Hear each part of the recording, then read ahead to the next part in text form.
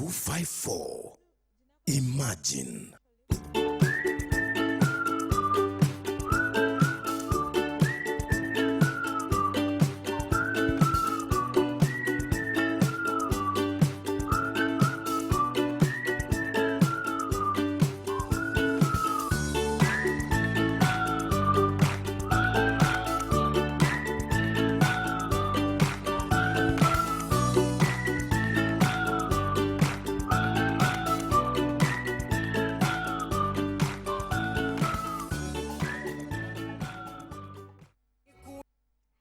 And we are back, as promised. There's a lot. I don't know what's popping in, but yes, we are right about the tail end of the show today.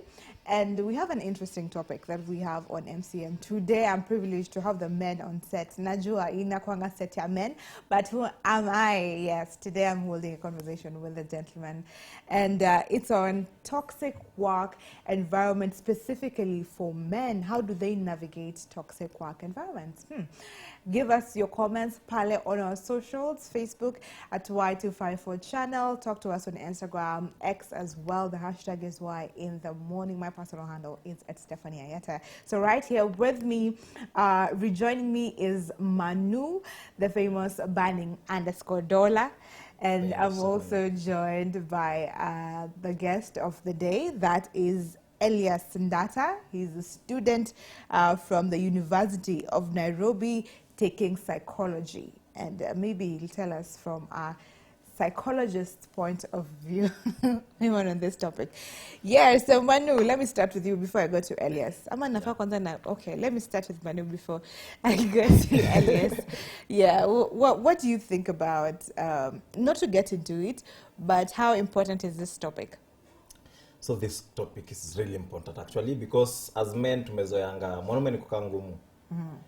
In your workplace, no matter what, men actually, in any workplace, men tend to do a lot of work than women.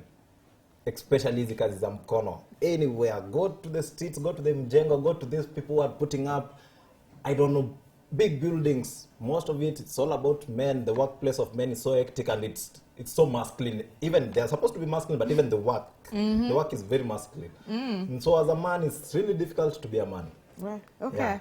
But you have to be a man. Wow, okay. So this topic is really nice. Interesting. I hope it helps somebody back at home, and it helps me. Yeah, and from the psychological views, I hope get something. Not to lead to a gentleman. Very important. Emmanuel gentleman from today. Manu. Yeah, so I like that. For a man, it's hard to be a man, but you have to be a man. Yeah. You write it somewhere, tweet it somewhere. All right, to you. Now, as a psychologist, yes, do you think this is an important topic to get into? For sure, it's an important topic because work is what makes us to be humans in this continent. And I really believe if we can sort out the issue of psychological, mental issues on workplaces, everything back at home, it will be okay, because most of the time men spend their time at workplace and not at home. If we can transform that home into workplace, I think it will be a good idea.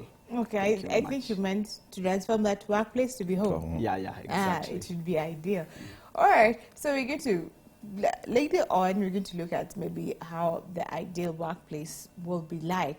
But talking of toxic work environment, what does a toxic work environment look like? Let me just continue with you, Elias. Okay, for example, toxic work environment, if I'll be clear, we have been experiencing as a country, as a continent, that men, most of the time, they experience stress at workplaces, they underdo a lot of job at workplaces, the environment there, the physical environment, the mental environment, the psychological environment, the sociological environment, and the physical environment for men, it's no deal at all. Most likely in Kenya or in other upcoming nations in Africa. So if we are able to sort out that issue and be able to create a conducive environment for work environment for men and both women, I think it will be a good thing. Okay, Yeah. so we need to create a environment, a good work space for both men and women. We're still on Team Women, only that today is the Man's Day. Yeah, Right. today we are on Team Men. So, yeah, okay. So, to you, Manu, toxic work environment, how does that look like for you? Tunajua uko kwa toxic work environment. Yeah, of course, I work in KBC. How can I be in a toxic work environment? So, how would the toxic work environment look like for you that you can't just take it? So before I came to KBC, I was working in some media house. I won't name the name. It's not a big media house, but it's a media house. So mtafanya research pale nyuma ya tent, but nitakuambia. So a toxic work environment, it's first there's a lot of bullying, a lot of workload, unapatiwa a lot of job maybe. Yeah, it's okay, you say that you will work under maximum due pressure, blah, blah, blah, under any conditions. But a toxic work environment is when now you come into the work environment and then you are given a lot of workload to do. And then there's a lot of discrimination. There's belittling from your superior employers. There's a lot of nikitu to some place that you don't belong. Ni kama ile ulikuwa unaingia class and there's that one student that people hate. But now in this case, people don't just hate you. It's just maybe your superiors, they're not nice people. Ama there's a lot of workload, stress from home. Yeah, toxic. Yeah, it rotates around there. A lot of workload. Na sana mostly what brings it in, it's pressure from above. Okay. Yeah. So now let me just throw some fire into the works. See, I'm not an agent of the devil, but having that you're both the Gen Zs, coincidentally, I'm assuming you're both Gen Zs, you look like Gen Zs. They say, what you take as a toxic work environment, a millennial is used to. Like, that's just a normal working environment. Because what you've mentioned, for instance, you said the workload is too much, and the superiors, the pressure. From above, yeah. But when you're interviewed, given a job interview, can you work under pressure? I work under pressure. So where is that? There's a thin line. How do you, because some people usually, there's this back and forth between especially Gen Zs and boomers saying, oh, Gen Zs are too entitled, they want things their way, this is how we've been working, why do you think this is a toxic work environment, yet we've worked here for 20 years, that kind of a thing. So what really makes a toxic work environment not just an idea that the Gen Zs have, and an actual toxic environment that can affect someone? I know we'll talk about the effect, someone even mentally. So what is the difference? Let me start with you. Okay, Manu can take it and then we go to Elias. Actually, it was around here. So what makes, it's not the Gen Z saying it, it's not me saying it, that it's a toxic work environment, but what makes it toxic, that thin line like you said, it's when you come here, but your job, you are given some duties, like this and this and this will be your work. And I'm sorry to say this, I stand to be corrected, but our millennial parents and our millennial brothers and siblings, I believe that Gen Zs are more entitled because they know their rights. They believe they know their rights. They are more open into social media, into the Constitution. Some Gen Zs, in high school, people know the Constitution, some.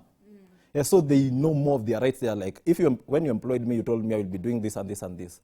So mbona saa hii unaanza kuniambia, by the way pia utafanya hivi, and it was not in the agreement. Then now the workload starts there. Okay. Maybe you are just a host, and then you just come, like for example, your place, and then you come tomorrow, then your producer tells you, nipange your set, ni white balance your camera. You see? Workload starts there. Yeah, and because you want the employment, utakuwa tu zile za unapanga tu, it's okay, but without knowing that you're affecting yourself. Right. Yeah. Okay. So let me hear from you as well, Elias. Okay, I do believe if the work environment is toxic in this perspective, the Gen Zs are there. We are there believing that if we want to work for this certain capacity of job, this is the amount needed to be paid. But now it's a vice versa. Especially right now, the job qualification is very high for the Gen Zs and for any person who is in the job market outside there. So I think if now the employees and the people who are there with jobs, if they can rationalize and try to to cooperate with us, try to learn from us and listen from us, I think everything will be okay. I do believe the millennials or our fathers and our parents, they used to work under that pressure, but things now have changed. If now it's clear we have mental health issues and it's there in the market being talked about. I think if they can listen to us, they can learn something from us. I think even them, they are regretting of what they are doing, because someone maybe somewhere have been doing such much job for decades, but hakuwa na ile right ama hakuwa na that opportunity to talk out or to share his emotions out. That's the reason why maybe we are in the situation we are right now, that so many people are there, need to be employed, but the jobs are not there because the qualification is high, the job capacity is so high, the amount of money, the salary received is too low. So that's the thing we need to work on it, we need to change, and we need to come into agreement and to have a good talk about it. Right. So you are saying that, you know, it might be the same environment that they've been working in, but maybe they regret it, only that you know better. What's the season that has changed? Yeah. And they need to work together with you in that particular space. So if what I'm getting from here, what you define as a toxic work environment for Manu, it's the workload, excessive workload, and the pressure that you're getting. What about you? For you, Elias, if there were two things that you would say that this is clearly a toxic work environment, those would be? Let's say maybe the workload, it's there, and the salary received, the amount of salary received. Okay. And it's very difficult for a man to work under pressure. You know, men, we used to be quiet. We are so quiet, and if we work under pressure, tunanyamazia tu, but inatuma huko ndani. So the time inakuja kuerupt, inakuwa very dangerous. Okay, yeah. So for you, it is the salary, if you know it doesn't match what you're being paid, and the workload, of course. All right. So what about, you know, for the longest time, the ladies have had some sort of a cushion. Yes, they still go through it, but they have some sort of a cushion in that, you know, when the male bosses make advances on them, and this is usually a problem. It's a challenge, but it's being worked on. It's out there. But for men, I believe men also face this, but I don't know why men do not speak.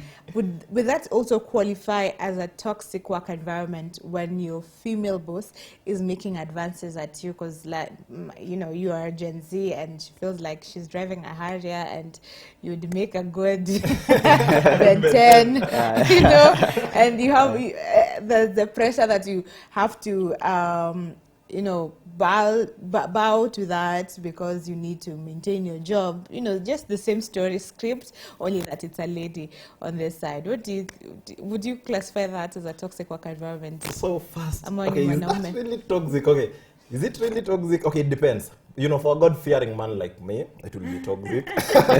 For a man with values like me, it will be toxic. Yeah. It's like, no, you're... No, let me be serious. Yeah, I'm not buying. For a man with values like me, for a man who knows the Lord, who fears the Lord, for a man who knows what you want to accomplish, you love yourself, take care of yourself, dignity. Yeah, it's toxic. But again, there's that pressure that, you know what, you won't say no. You can be, or your name can be identified on the higher levels that you can't access. So I believe that, yeah, it's there, it's very real actually. Okay. Yeah, and these days, the Ben 10 have actually even taken it up, that even the sugar daddy and the lady, it's normal these days. But go to clubs at night, Upper Koinange Street, go to this, you will find big millennial ladies with some very young, actually, some, I'm actually big, minimum some two babies. Yeah, so babies, yeah, it's some toxic to some extent. Okay, so it just depends. For others, it's New opportunity, life opportunity. What about you, Elias? Okay, I think also it depends. But if we can look very well, most of the corporates, most of the corporates, like the heads are for the decades and the current status, they were all male, and male have been dominating that sector of the corporate, the heads of the corporations. So I think if that thing might happen, that the lady, she's there and she's trying to manipulate the Gen Zs, as you have said, who are men, I think it will not be a good issue, and it will be working under pressure, and it will lead maybe now to that's working under pressure. yeah. The other definition of working under pressure. yeah, working under pressure, because you know you will be working for someone or for something else. So I think it's a toxic work environment, and it will lead to mental health issues, stress, and depression for real. All right, great. Because we were just jumping onto the effects of men being in a toxic work environment, and I'm specifically saying men because women talk, men do not talk. Yeah. So let me continue with you, Elias. What are the effects of men being in a toxic work environment? Okay, I think the effects are there. It's all over in the social media, and it's all over the society. It's clearly, you can see that men, we don't talk, hatuongeangi sana tukiwa kwa tunawaka under that toxic environment. But if now someone maybe might look at those works or the hard works that men do wanafanya, it's very difficult for them. Unapata most of the time wanakuwa sickness, it's there. Unapata mtu, for example, that amekuwa admitted to the lady boss, a boss who she's a lady. Unapata maybe she's suffering from a certain disease and then depression back home. The home inakupush push, fanya kazi, you're a man, hatuwezi fungiwa nyumba ukiwa hapa hivi. So unapata depression, unakuwa na stress. That's mostly unapata accidents in happen in our roads. Unapata that driver amekuwa akiwaka under pressure, drugs addiction is there because ajui afanye nini, haezi solve hizo vitu zote. Bringing them together inakuwa very difficult. And again, ukuja upate most of the time unapata tuko na that stress ina lead to hallucinations, and maybe the jobs napata, I am working under pressure, I need to do this, I need to leave this job and start another job, or to enter into other illegal jobs like drug trafficking, let's say any theft and all those, and robbery. Those are now among the key effects that working under pressure can lead, because someone will have to quit that job and start another thing else, which is very difficult and very...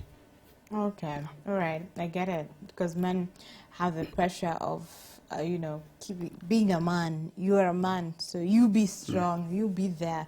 Manu, would you, if you're in such a position, would you quit a job because it's a toxic work environment?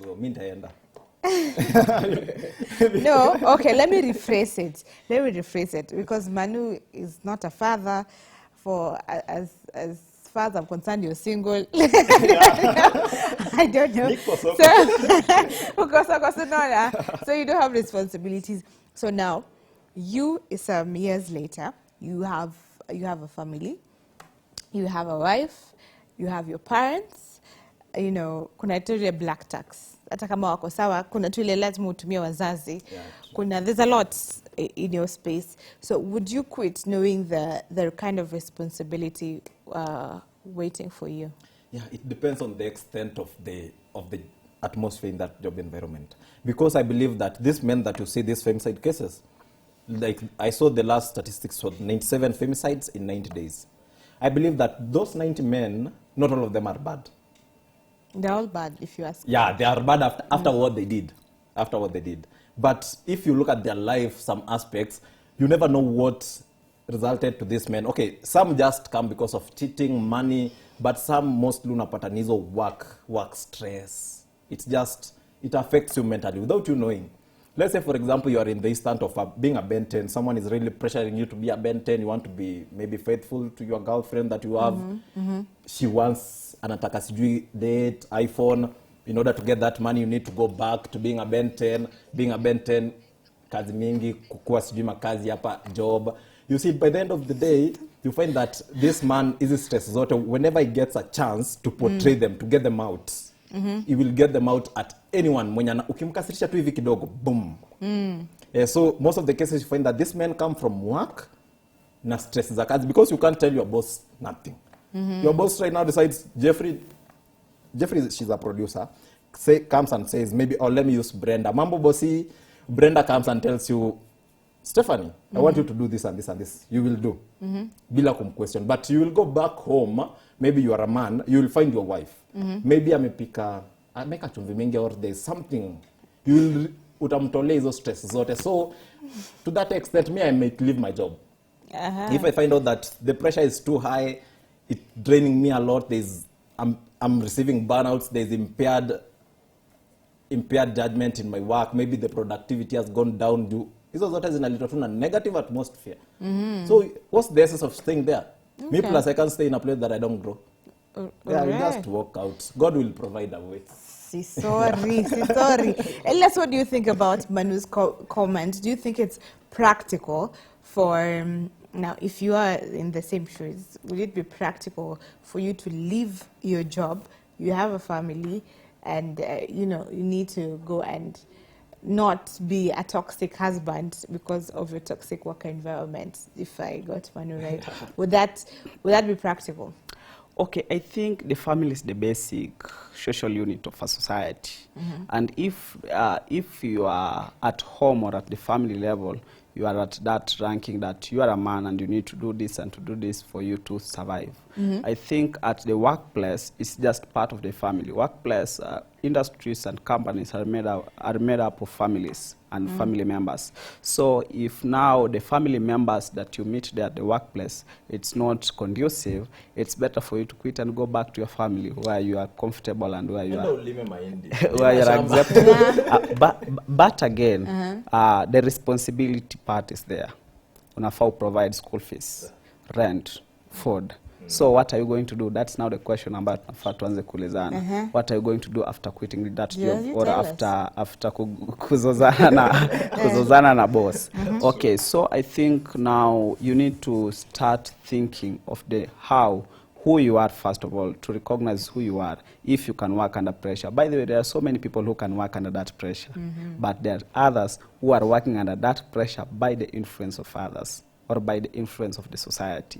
So we need to differentiate if I'm working under that pressure by my own willingness or by the pressure of my family or the pressure of the society. I need first of all to recognize that aspect before I enter into a job or I start working. We have been experiencing so many jobs which are so masculine that unapata only men are there. Unapata it's boring. You spend the whole day seeing hard faces, Wow. Okay. And right. Yeah. So men should not be in by masculine where all men are. They should have some female faces. I think the third gender rule it needs to be applied in every workplaces, because personally I can't work the whole day seeing hard faces, people who are I can't work. It's not motivating. So that is a toxic work environment? It is for sure. It is for sure. Remember. So it is for sure. I think the work sectors and the corporate the companies now introduced that three-third gender rule, on which unapata the ratio. The ratio it's reasonable. For example, let's say I have this good example. So many people wanna work pale at Mudhurwa market. That market is so stranded. Unapata the people who are selling vegetables there and the fruits, they are women. But the people wenye wanabeba hizo gunia za waru, they are all men, they are tired. Unapata they work 24 hours, they are tired. Unapata their lifestyle, their health, it's at rest. Yeah, so I think if now the government or someone else can come up with an idea on how we can reduce that masculinity in a masculine person, I think it will be better. Well, okay, me bado niko kwa one-third gender role, it being a toxic work environment. I'm thinking, where the ladies are there, will you not still complain that they are tempting, they look provocative, but they make life lively? Won't that be a challenge? Yeah? At least they make life lively, I believe. At least sing them around, but toxic, not really, but being around Okay. at least, when we are at least men, tuko tu wanaume tupu, it's kind of boring. You need at least a lady to come. You need motivation to dress smart. You need motivation to bathe in the morning to come to work. Guys, did you just know your motivations, ladies? Ladies, I wanted this man that kill ladies because ladies motivate you. Ladies, having a lady in your life just you want to be better. When is the next Mother's Women's Day? What are you bringing us? I'm giving you 'Cause roses, flowers in the tents, everyone in the Y254. Because you can't live without us. Clearly, clearly, it has been established. So now, what would be the ideal work environment? We've talked about the toxic work environment, and I remember when we were off air, Elias mentioned something about childcare. So maybe you can bring it now. What has childcare? How does it make an ideal work environment? Okay, I think the Kenyan government it needs to upgrade how it implements some of the things which need to be implemented as early as now, because we have been experiencing as a nation that most of the time we only recognize these women without husband. Did you just say That have kids, the Single mothers. single mothers, yeah. It's very difficult. you did not just say it's women in that. Okay.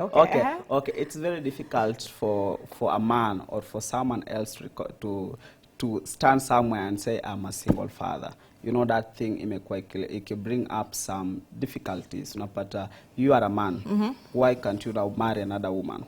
You are under pressure at then, and now the society is pushing you marry another woman. The life we are in. Yeah, the life you are in right now. So that's another pressure. Yeah. Do not pressure single men to marry Exactly. because of children. Exactly. Let it be known And now. this Don't pressure me to date. Okay. I think now if companies will come up with a way, because these are single fathers, they are in work environment. Umempatia night shift afanye kazi usiku, ana work night shift. The children are back there at home, crying, miserable, stressed up. They need someone to take care of them. But if a company will come up with a place or another company in that company which will accommodate the children of these single fathers who are working there, I think it will be okay. Maybe we'll provide, for example, kukuwe na competition, kukuwe na sports activities, and kukuwe na recreational activities for these children, wakuwe wanaona mababa zao at that time. For example, you can see most of the men wanna work maybe from others even work 12 hours a day. Unapata wametoka nyumbani usiku, wamerudi usiku, watoto ndio wao, hawawajui. Hata some men watoto hawawajui. Wanaonanga usiku, wanatoka asubuhi wakiwa wamelala, wanarudi wakiwa wanaenda kulala. So such a thing, if companies will come up with that place where it will accommodate, iseme maybe twice a week we will be having these activities, these sport activities, the children are going to be there. If companies again will build up schools, for example, unasoma, ukiona dadi, unafanya kitu, ukiona dadi, I think it will be better. Okay. The thing we are suffering in right now, maybe that femicide issues, is that this hawajui hata ni nani. Maybe someone that man hajakuwa related, hajakuwa that close with the family. But when atakuwa close with the family, I think some of these cases itakuwa reduced up. Yeah. Okay, wow. Interesting perspective there. So the single fathers have been neglected. Kidogo, Exactly. they're not considered, because single mom, maybe you'll be told to work until this time because uko na mtoto nyumbani, but can a man say the same thing for himself? Ama tambiwa wewe, peleka hata kwa mama yako, atakulelea. Because usually kama si ukawe ukapeleke mama yako, and you want to be a present father, so at least they need to be shielded kidogo on that, and I think that's a good point there. So first, What about you, Manu? So first, I believe is identify the source. Identify what's toxic in this environment that I'm working in. After you identify the source, then you start seeking the solution. Because most people, even the people that commit suicide, I believe that they focus on the challenge. Like you focus on what's nini na kusumbua, you focus on so and so. Every time you see maybe that person who's giving you that toxic vibe, you are like, your mood in a switch in to negative anytime that you see them. But after you identify it and you start seeking for a solution, let's say, for example, like, can I avoid this person? How can I be nice to this person? Because I believe wema, ukitendea mtu wema, those people, they will start treating you right. Mtu anajirudianga kwa this person, nashinda nikimpiga vita na yeye is very friendly. He's actually yeye ana ubaya. So identify the situation, the toxic, why that thing that bringing toxicity, or the person, then the solution, and then set boundaries. Set boundaries and stay professional. Like, this is what I can do. Maybe a Ben 10, Madam Boss, I can do this and this and this to you, but from here, I won't do. And it's very difficult for someone to fire you because of that. Maybe atakutafutia kashida in the future, but if you stay professional and avoid mistakes, you can be in a position to tell me, I'm not doing that. I have maybe a wife.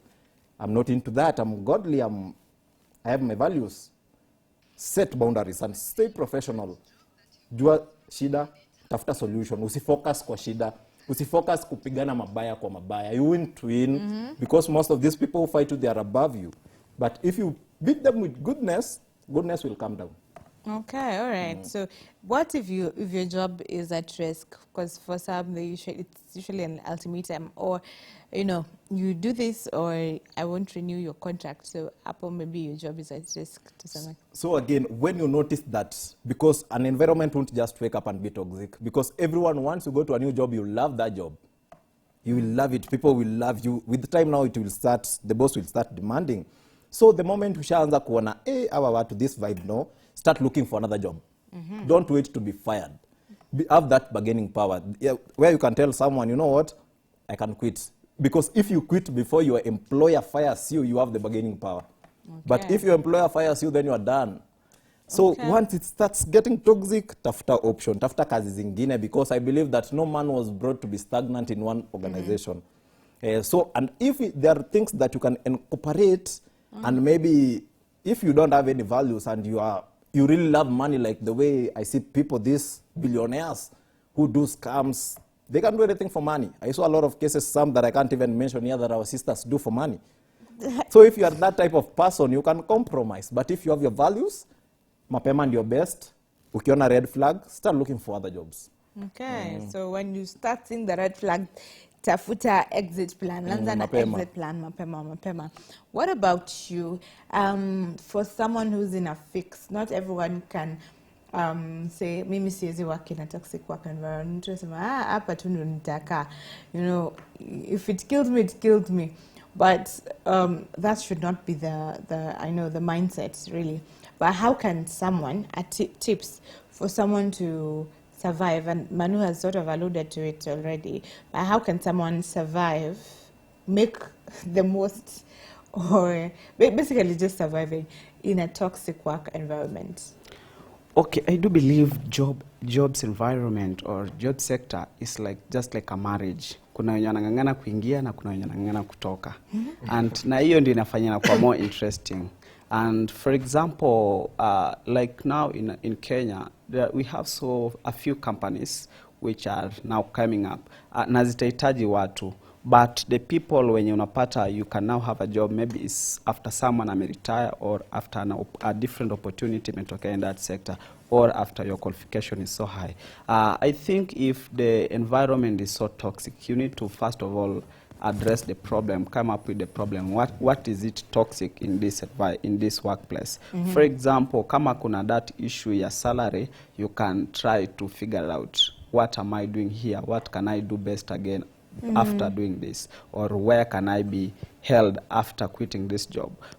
First of all, have somewhere before you quit that job, or have another idea of getting another job before you quit that job. Okay. Quitting a job right now, it's very difficult in Kenya because the unemployment rate is so high compared to employed. And for example, if you can quit a job, maybe due to some other pressure, for example, from the boss or from the society, I think it will end up messing you more. I think you'll be creating more problems after other problems, because without that job, you'll not provide for that family that you're looking for, you'll not pay your bills, and again, the stress, the mental health issue is there. You end up engaging in dangerous and risky activities, and which will lead to death and some other things there. I think you need to look for an alternative way before quitting the job you are right there. Awesome, awesome. Amazing, amazing sentiments there. And I just want to read some of the comments before I come back to you for your closing remarks on this. So today we did not post a question, but you can just still go right ahead and give us your thoughts on this. Even after we close, because why not? We will still read it from wherever we will be. So Twist Ngororo, Asma, good morning from Mwea. Hilary Mutali anasema tuko locked na ametuonyesha evidence ya padlock with some fire emoji. Jemus Lodag anasema morning with some love. Nakuru tuko ndani. Anyole wa Luanda anasema Kabete locked. Ngich KE anasema good morning. Marigat Baringo tuko ndani. Hashtag one in the morning. We send you back the love. Jacinta Wanjiko anasema morning, morning to watching from Muranga. We appreciate you. Lois Molly anasema good morning. Justine Eve, I think she's tuning in. She's having some problem. We wish you the best. Shishiro anasema tuned from G-Town. Sam Adeline anasema morning. Hashtag Westlands tuned. We are all over, guys. Savin Yakwara Savara anasema good morning.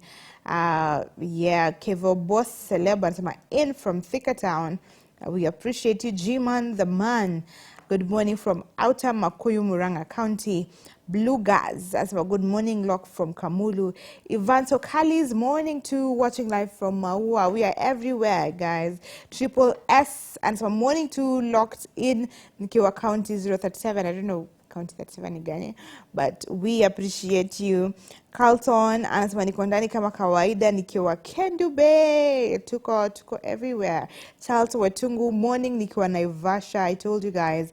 Kamau Musenango anasema pamoja sana hapa Kagera Muria.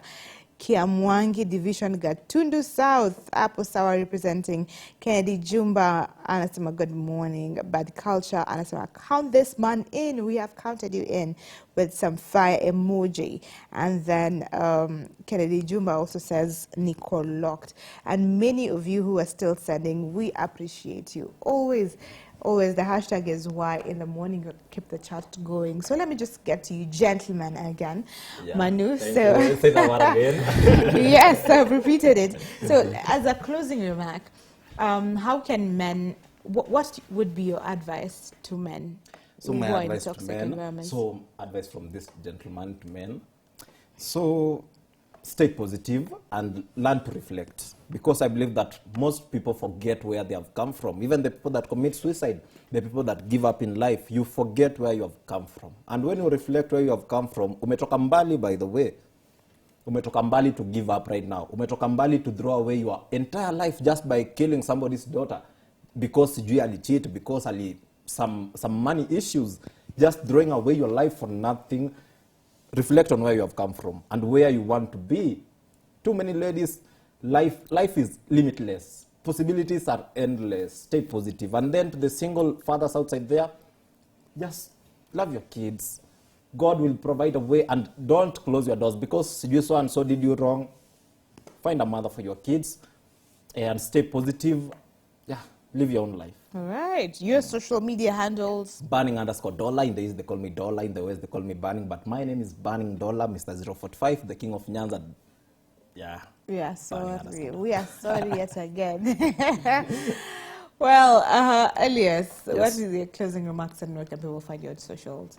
Okay, my closing remarks is this: let us be positive, and I think the society is happy when men are happy and when men are working.